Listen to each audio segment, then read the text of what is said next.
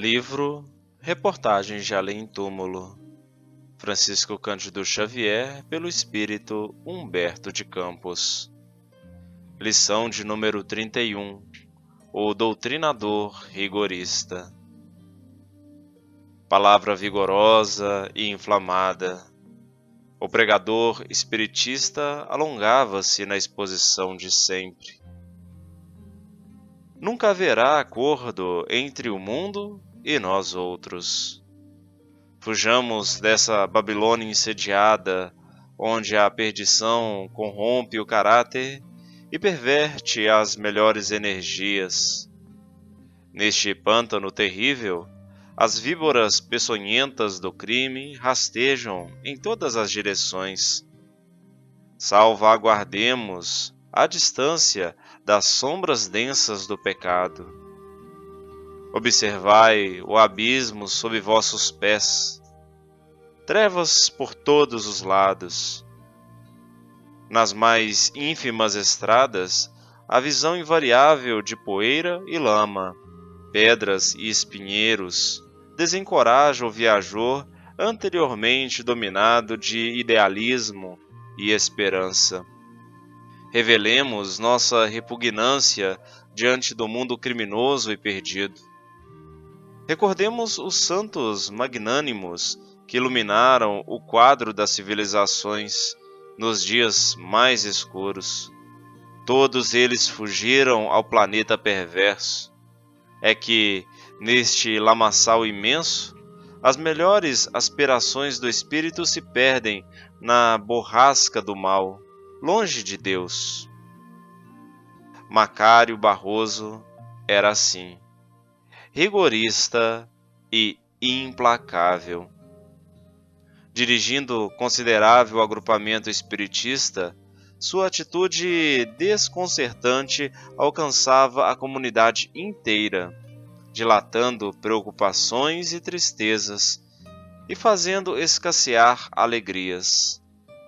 As jovens colaboradoras, nos seus trabalhos de difusão doutrinária, não deveriam manifestar os júbilos próprios da mocidade, cheia de sonhos e as gargalhadas infantis, chiureiros de pássaros felizes nos galhos fartos da vida, considerados por Macário como impulsos inconvenientes da meninice, requisitando repreensões ásperas. Não concordo com traço algum que nos recorde as perdições do mundo.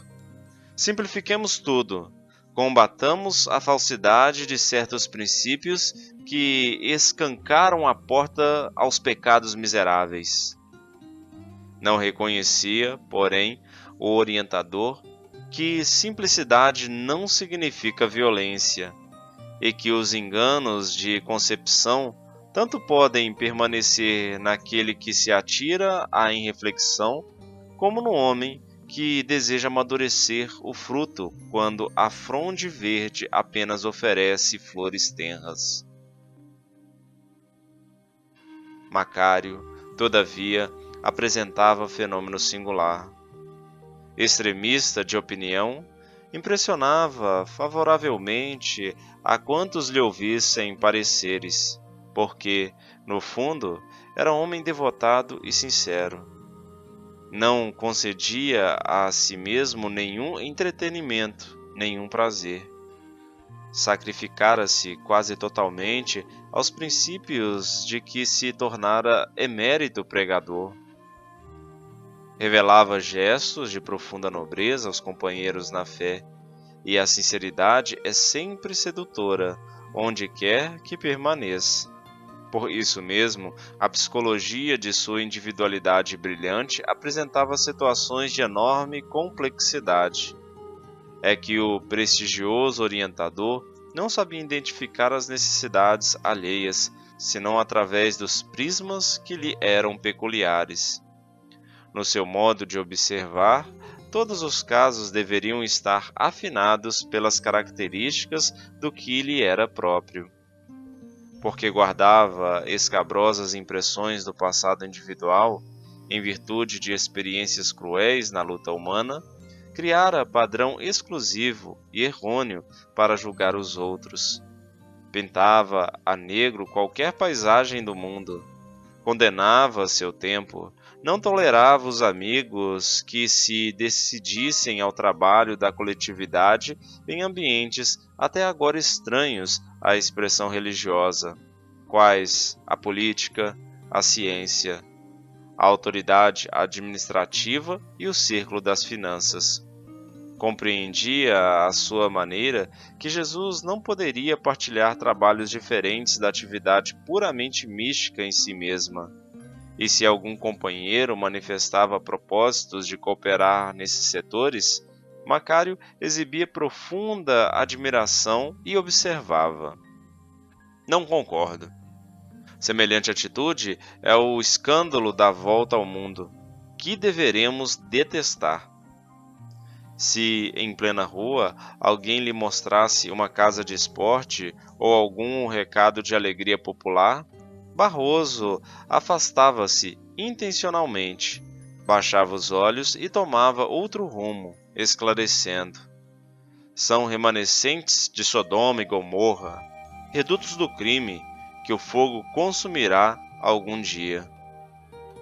Furtava-se deliberadamente a toda palestra em que houvesse preocupação, embora correta, pelos problemas da vida social, e fugia à conversação onde o bom humor estivesse amenizando as agruras do caminho comum dos homens. Apesar de bondoso e sincero, isolou-se aos poucos, afastando-se de amigos, de companheiros e de afeições.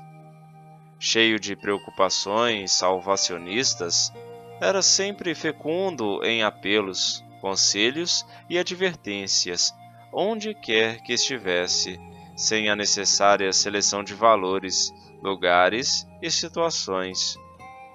O que definia, no entanto, como intenção regeneradora não era mais que a imposição das ideias próprias, com o esquecimento de que, para beneficiar com proveito, deveria dirigir-se à esfera mental de cada um dos irmãos na luta, sem obrigá-los a procurar o plano em que se mantinha.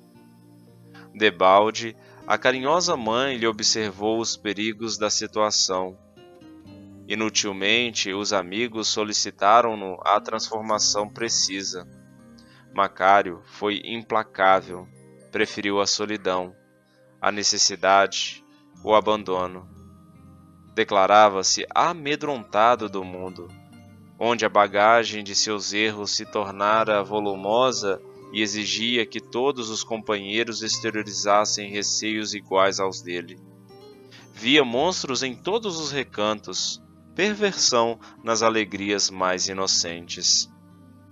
E foi assim, rígido e inflexível, sem ceder absolutamente a ninguém, que o bondoso doutrinador regressou à esfera espiritual. Desprendera-se da zona carnal, quase sozinho, como preferia viver, no radicalismo dos princípios pessoais. Muita gente passou a catalogá-lo na relação dos santos, tais os supostos sacrifícios que Barroso revelara na existência terrestre, os quais, na realidade, não passavam de imposições de sua personalidade intransigente. Todavia, enquanto o reduzido grupo erigia ao desencarnado um mundo de homenagens, o doutrinador passou a surpresas inesperadas na esfera diferente de ação. Fundamente desapontado, não encontrou a paisagem que aguardava. Achou-se sem ninguém, exclusivamente sozinho. Que região era aquela constituída de montanha gelada?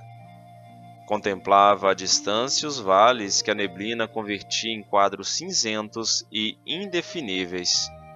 Frio cortante dilacerava-lhe o coração. Como interpretar a novidade constrangedora?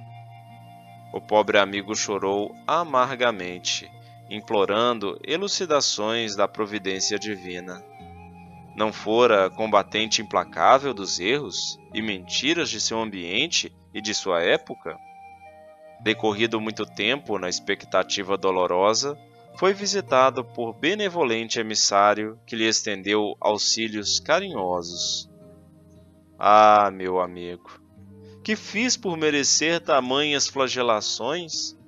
Perguntou Macário, após agradecer-lhe a presença amorosa. Cumpri meus deveres, não olvidei obrigações assumidas. O mensageiro contemplou-o afetuosamente e falou, tomando-lhe as mãos num gesto paternal. Ó, meu filho, quanto lastimo o teu desentendimento. Não posso negar-te o esforço e a boa vontade. Entretanto, a que incompreensão vos referis? Interrogou o ex-doutrinador conturbado. Acaso não me afastei do mundo para servir a Deus? A bondosa entidade fixou um gesto significativo e esclareceu. Esta simples afirmativa demonstra o teu engano fatal. Como poderia o servo atender ao Senhor que lhe contratou a atividade, abandonando a zona de serviço confiada ao seu esforço? Reconhecendo a terra integrada na criação de Deus, como cumprir os desígnios do Pai, fugindo-lhe aos serviços? Enquanto Macário denunciava intraduzível angústia no pranto que lhe borbulhava os olhos, o amigo continuava. Muitas vezes procurei restituir-lhe o coração ao verdadeiro caminho, falando-lhe através de familiares e amigos prudentes, mas cristalizaste os raciocínios, cerrando as portas do plano mental aos meus apelos. É que o mundo sempre me pareceu insondável abismo, de crise sem conta. Nunca pude contemplá-lo sem mágoa e condenação. Exprimiu-se o recém-desencarnado lacrimoso. Procedestes qual homem tirânico que intenta violentar quantos lhe cruzam os caminhos, obrigando-os a partilhar o resgate das dívidas que lhes são próprias.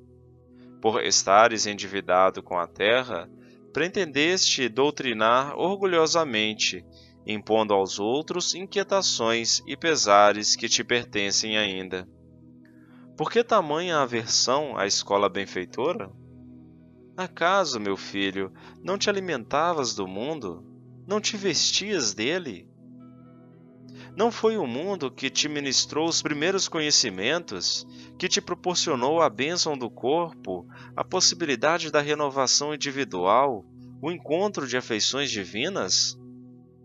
Desejarias insultar a terra, porque te concedeu a dedicação dos pais, o templo da reencarnação, a tepidez do lar, o olhar amigo dos que te amam?